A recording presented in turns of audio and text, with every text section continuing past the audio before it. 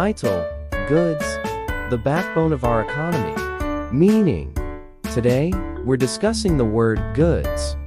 Goods are products or items that are manufactured, bought, and sold in the marketplace. They are the tangible items that form the backbone of our economy and daily lives. Pronunciation: pronouncing goods is simple, ɡʊdz, with a soft G and a short U sound. Use in a sentence. For example, the goods produced by factories and businesses are essential for meeting our daily needs, from food and clothing to electronics and more.